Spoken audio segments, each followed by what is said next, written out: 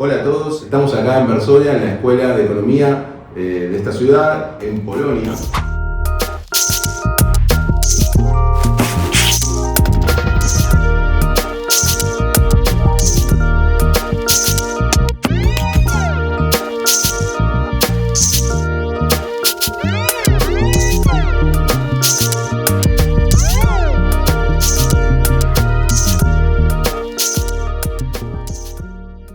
Y vamos a tener hoy una charla con Adam Rogoda, que muy gentilmente aceptó la invitación.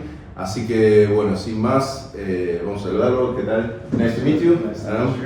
¿Cómo ves hoy la economía polaca en términos generales? ¿Cuáles son sus principales fortalezas y debilidades? Okay, so like the general Polish economic outlook is quite positive.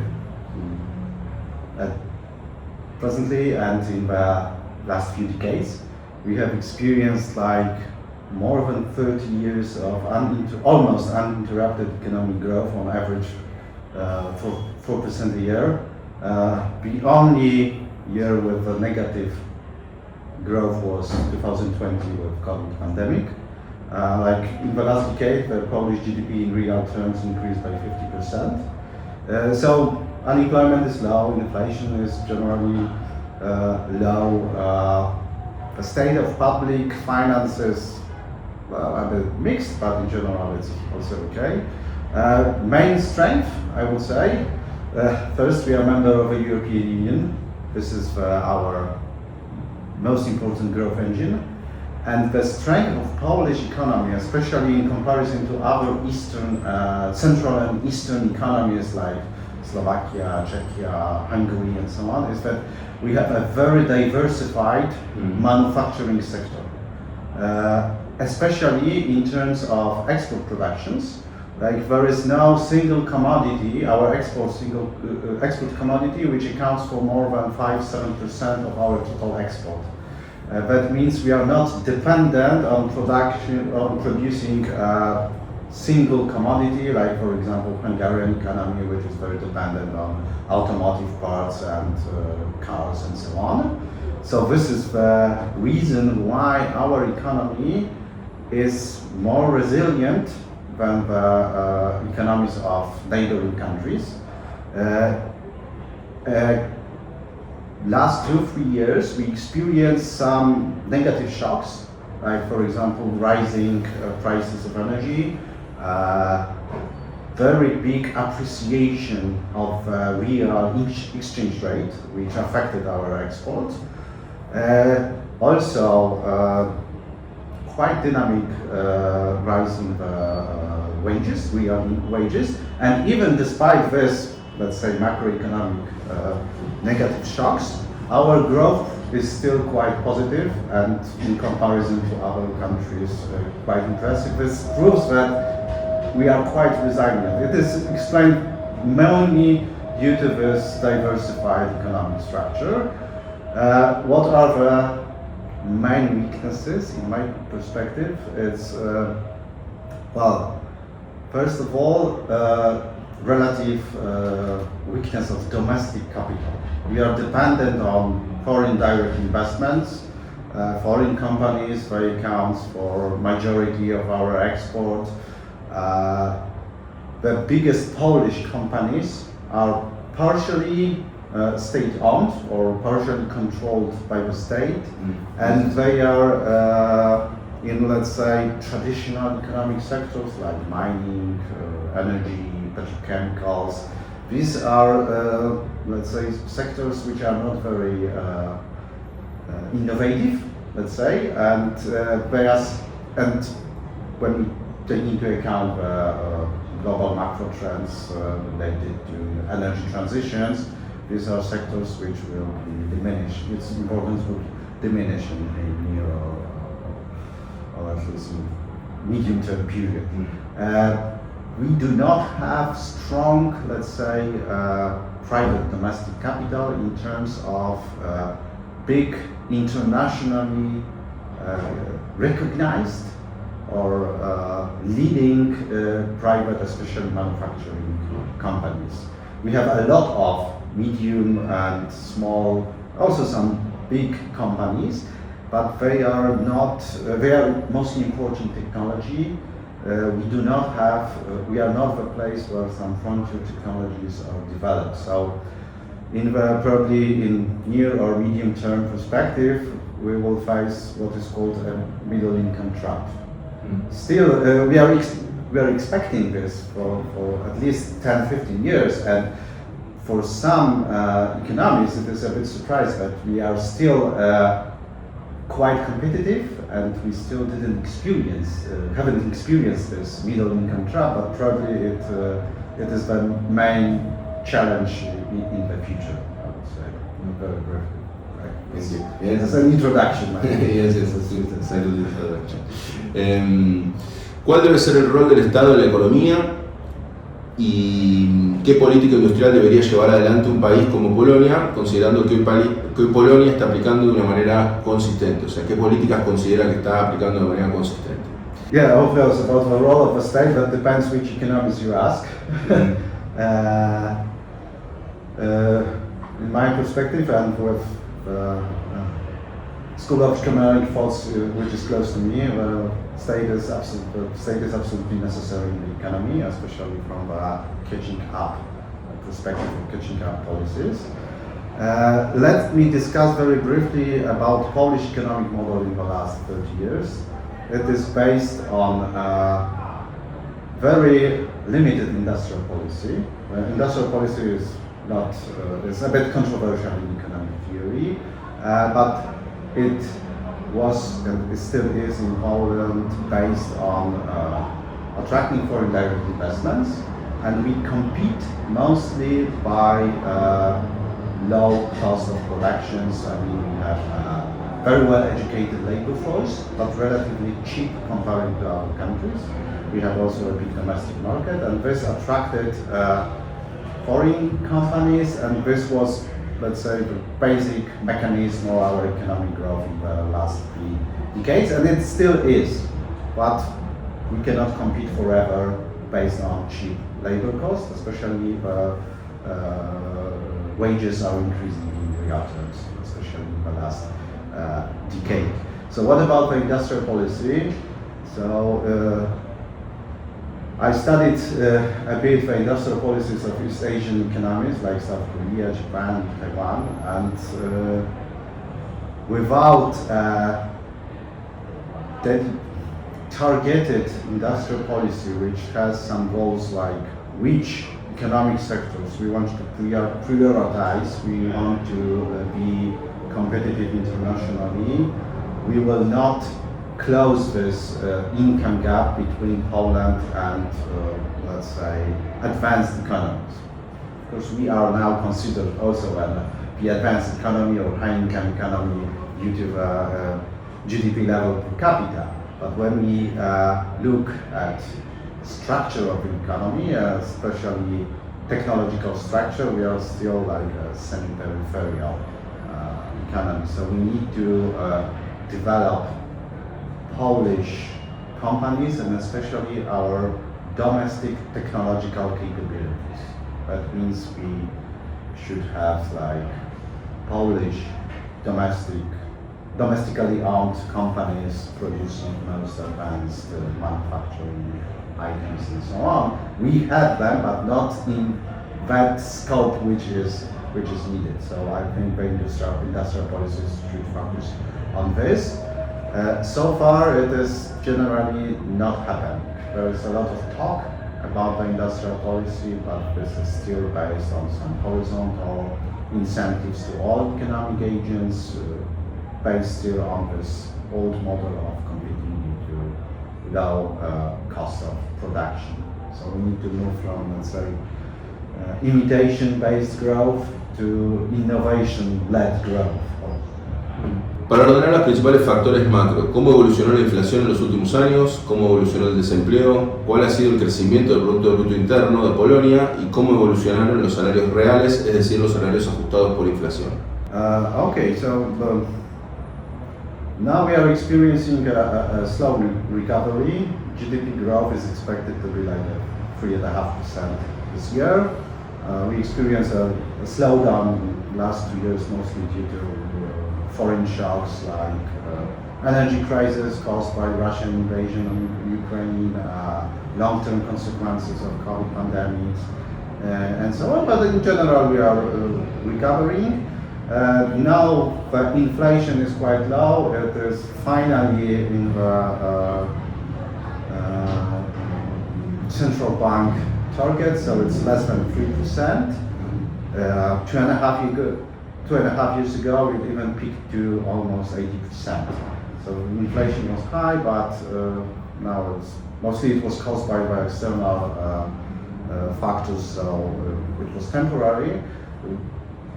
Our slowdown was also, slowdown in economic growth was lower than in neighboring countries, partially due to not as restrictive monetary and fiscal policies as in general in Eurozone or, for example, in neighboring countries. So that probably helped us a lot.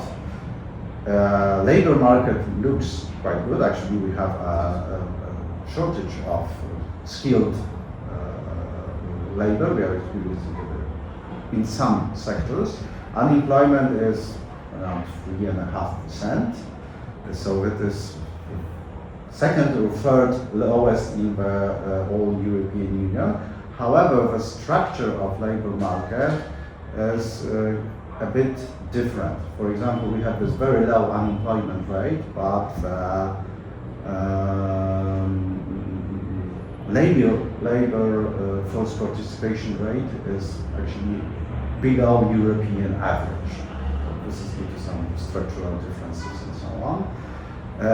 Income inequalities in Poland are quite high, higher than in neighboring Central and Eastern European countries. Actually, we are on the way to have quite similar income inequalities as in Great Britain, for example. So in 30 years, we moved from almost equal country to at least medium or countries with medium or high level inequalities.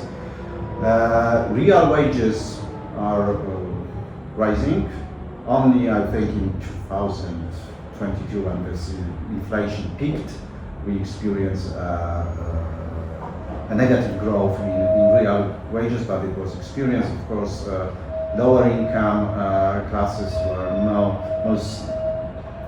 more seriously affected by the inflations. But when we take a longer perspective, for example, in the last decade, the minimum wage in Poland increased more than 100%, and in real terms, it increased like between 50 and 60%, and right now it's real wages. Minimum wages in Poland is higher than European average, or at least average for this region. So lower income households, they benefited from these policies. Another, I would say, issue with our labor market is a bit dualistic structure, because we have a lot of self-employed people, but who have some very high income, because regulations favored them to be self-employed than to work under normal labor law, and that affects the state of public finances, public services like healthcare, education, and so on. And the last, what should be mentioned, is the state of public finances.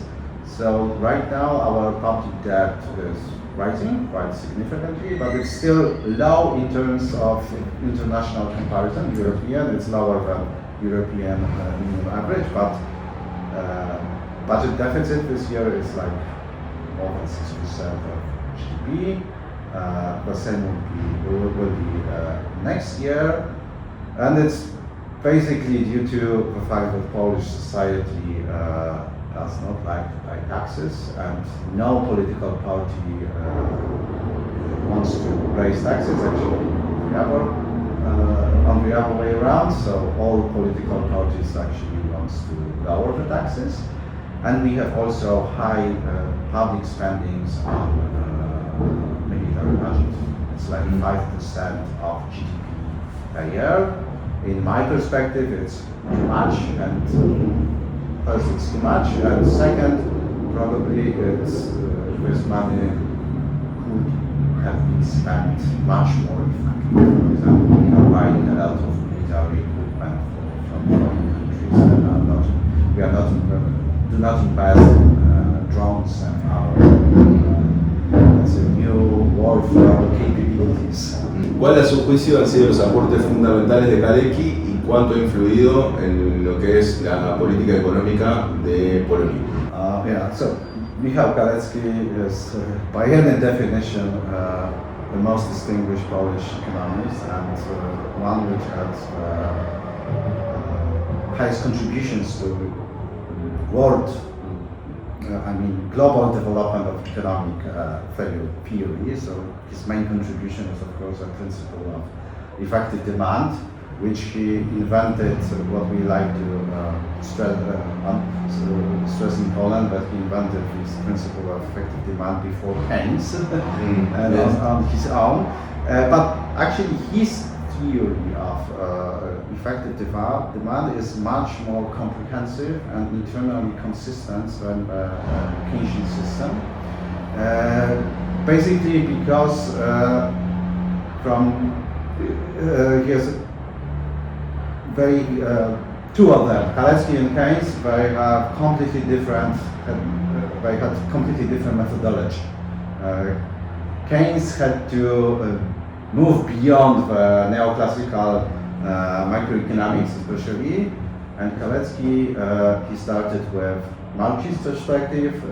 He adopted class analysis, and his researches was basically about business cycle theory. So his theory is a kind of business cycle theory, and also a theory of dynamic capitalist economy. So this is his main contribution, and the thing why he was not understood when he lived in Great Britain, United States, is mostly due to these methodological differences. His methodology was unknown to Keynes and his associates, and it took time for let's say, global economists to learn his approach.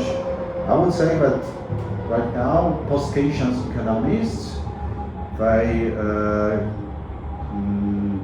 develop probably, or maybe they use Kaleckian's perspective probably even more often than Keynes. And what about in Poland? This is a sad story because he's almost forgotten in Poland. We do not have many post-Keynesian or post-Kaleckian economists. I can name you a few which are very good Polish economists using his theories, but in the mainstream academia, he's not taught at, let's say, in the introduction to economics or even more advanced economic courses. His influence on economic policy is very, very limited, and in the past it was also limited. We are champions, or used to be champions of neoliberal economic policies. Bueno, ¿cuál es la relevancia de Polonia dentro de la Unión Europea y qué perspectivas de futuro le ve al país en el bloque regional? Okay, so firstly, we benefited enormously from joining the European Union, and the majority of our export production goes to the European members countries. We have some problems right now. Our government, the current one and also the previous ones, they adopt a very reactive position towards European economic policies and especially European industrial policies in terms of new Green Deal. And this is a very short-sighted perspective because we want to slow down the implementations of these policies to protect our aging energy industries and energy-intensive manufacturing sectors, but we have no, let's say, positive ideas of how to change our economic structures and how to move to some kind of positive industrial policies in creating new sources of international competitiveness and new economic sectors and so on. So in general, because we are the economy which is growing much faster than other European countries, so our importance within the European Union is growing, but still we are not as important as Germany, France, Italy, Spain. We benefit a lot from European budget. Thanks to this, like almost all of our modern infrastructure, roads, railways, and so on, are built thanks to EU financial contributions. Our agriculture sector also developed a lot due to European Union. So we are, and I hope we'll be a member of the community. However, we are quite reluctant to join the Eurozone. Well, it's possible one question extra. Do you know about the libertarian experience in Argentina? Do you have an opinion with that? Or it's very far away from It's very, I have very limited knowledge about Argentinian experience, especially recently. I specialize in Middle Eastern economies. My PhD was about industrial policies in Iran. Well, because I consider myself heterodox economist, I'm very close to a school which can be named as developmentalist school in development economies. I support the active role of the state in catching up policies. So, from my perspective, what is happening right now in Argentina is a big neoliberal experiment with huge or enormous social costs. This is quite similar to what we experienced when we started the transition to market economy in 1999, but for what I can tell, the social shock or negative economic shocks in Argentina are probably higher than we experienced, and they were huge, in Poland. Significant segments of Polish society suffered a lot, and we recovered from this shock only after joining the EU, so after 15 years from starting this transition, which was quite hard. Thank you so much. Bueno, espero que hayas disfrutado de la entrevista, que puedas comentar lo que vos creas necesario, que puedas siempre dar me gusta, que puedas compartir el video y ya no te olvides de suscribirte. Muchas gracias y nos vemos la próxima.